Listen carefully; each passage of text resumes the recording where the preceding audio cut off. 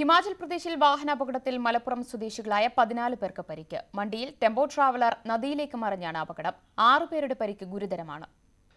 കുളു മണാലി സന്ദർശനത്തിനായി ഡൽഹിയിൽ നിന്ന് തിരിച്ച മലയാളി കുടുംബാംഗങ്ങൾ സഞ്ചരിച്ച വാഹനം ഇന്ന് രാവിലെയാണ് അപകടത്തിൽപ്പെട്ടത്. മണ്ടി ജില്ലാ ആസ്ഥാനത്ത് നിന്ന് 10 കിലോമീറ്റർ അകലെ ദേശീയപാത 21-ലായിരുന്നു അപകടം. മലപ്പുറം ജില്ലയിലെ കൊറ്റമ്മൽ നരിമടിക്കൽ കുടുംബാംഗങ്ങളാണ് അപകടത്തിൽപ്പെട്ട ടെമ്പോ ട്രാവലറിൽ ഉണ്ടായിരുന്നത്. അമിത വേഗതയിലായിരുന്ന വാഹനം പാറയിലിടിച്ച് നിയന്ത്രണം വിട്ട് സമീപത്തെ കുഴിയിലേക്ക് മറിയുകയായിരുന്നു. നാട്ടുകാരും പോലീസും എത്തിയാണ് വാഹനത്തിനകത്ത് കുടുങ്ങിക്കിടന്നവരെ രക്ഷപ്പെടുത്തിയത്.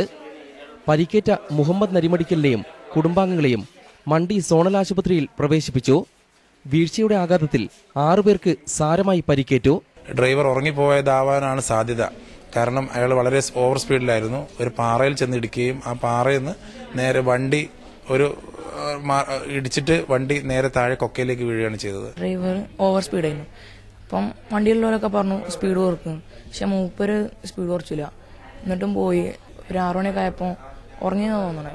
പിന്നെ നീക്കുമ്പോൾ ഒന്നും കാണാനില്ല. താഴത്ത് കൊക്കയിൽ പറഞ്ഞു കൊടുക്കണം.